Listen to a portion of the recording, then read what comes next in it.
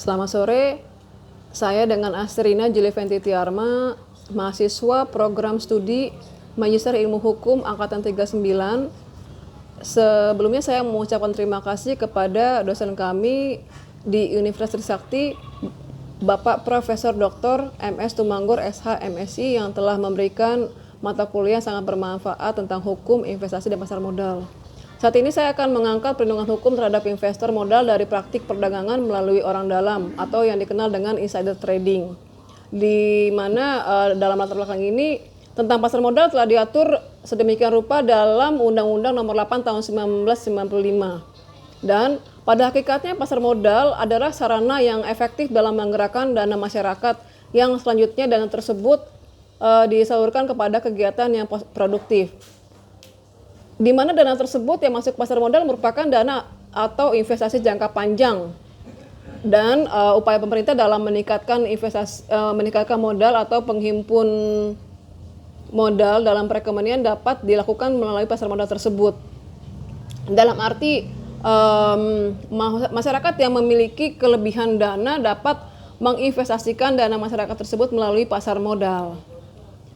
Undang-Undang Nomor 8 Tahun 1995 tentang pasar modal telah mengatur mengenai pembinaan, pengaturan, dan pengawasan sehari-hari pasar modal yang dilakukan oleh Bapepam.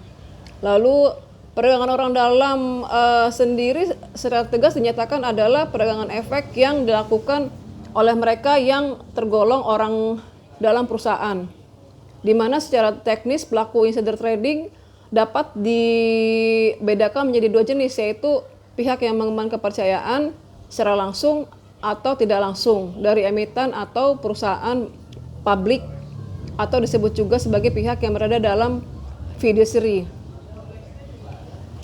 Perumusan masalah ini saya akan membagi dalam dua masalah ya, yaitu satu, bagaimana fungsi hukum terhadap larangan praktik perdagangan orang dalam pasar modal Indonesia. Yang kedua, bagaimana tanggung jawab otoritas jasa keuangan dan emiten terkait dengan praktik perdagangan orang dalam.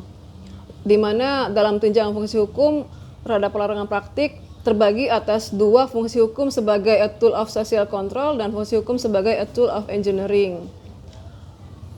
Insider trading tersebut sebenarnya masalah yang berhubungan dengan kegiatan transaksi efek yang dimulai ketika insider mengetahui adanya informasi yang penting dan bersifat rahasia, lalu informasi tersebut kepada pihak lain digunakan dalam perdagangan efek.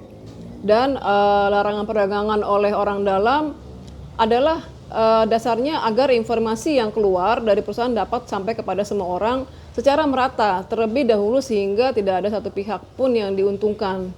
Karena larangan perdagangan tersebut, perdagangan orang dalam tersebut juga telah mulai diintrodusir dengan pemberlakuan Keputusan Menteri Keuangan Nomor 1548 /013/1990 tentang pasar modal sebagaimana diubah dengan Keputusan Menteri Keuangan Nomor 284 KMK 010/1995 yang diperkuat dengan diberlakukannya Undang-Undang Pasar Modal. Dan di sini ada unsur-unsur perdagangan orang dalam yang terdiri atas 6 ya, yaitu adanya perdagangan efek dilakukan oleh orang dalam perusahaan, yang ketiga adanya inside information, yang keempat informasi itu belum diungkap dan terbuka untuk umum, dan yang kelima perdagangan tersebut dimotivasi oleh informasi itu, dan yang terakhir tujuan mendapatkan keuntungan. Pihak-pihak perdagangan orang dalam ada 3 yang diatur dalam pasal Undang-Undang Nomor 8 Tahun 95, yaitu yang pertama komisaris, direktur atau pegawai perusahaan terbuka. Yang kedua, pemegang saham utama perusahaan terbuka. Yang ketiga, orang yang karena kedudukan profesinya atau karena hubungan usahanya dengan perusahaan terbuka memungkinkan memperoleh informasi orang dalam. Dan yang keempat, pihak yang tidak lagi menjadi pihak sebagaimana tersebut dalam poin 1, 2, dan 3 tersebut sebelum lewat jangka waktu 6 bulan.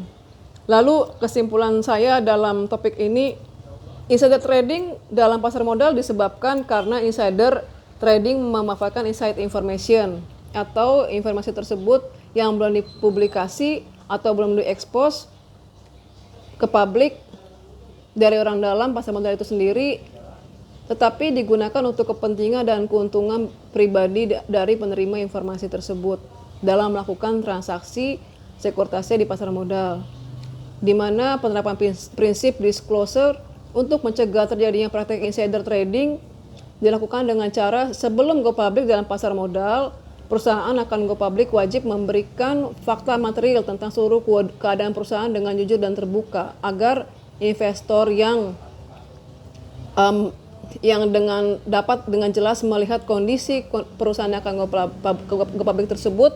Di samping itu adanya kewajiban dan tanggung jawab dari emiten dalam menjamin keterbukaan dan kebenaran fakta material dan perusahaan go public itu dari perusahaan yang dijamin di Bursa Efek Indonesia. Upaya pencegahannya dapat dilakukan yaitu dengan melakukan pengawasan dan kontrol internal dengan menerapkan sanksi yang tegas terhadap perusahaan yang tidak memenuhi ketentuan dan persyaratan dalam pelaksanaan go public di pasar modal Indonesia, di mana fungsi tersebut akan diemban oleh otoritas jasa keuangan. Saran dari saya untuk topik ini yaitu hendaknya investor dan insider trading dalam pasar modal yang terbukti melakukan insider trading dijatuhi sanksi yang tegas dan secara administratif maupun pidana. Karena jelas pelaku insider trading merupakan pelaku tindak pidana yang dapat merugikan kepentingan investor lain.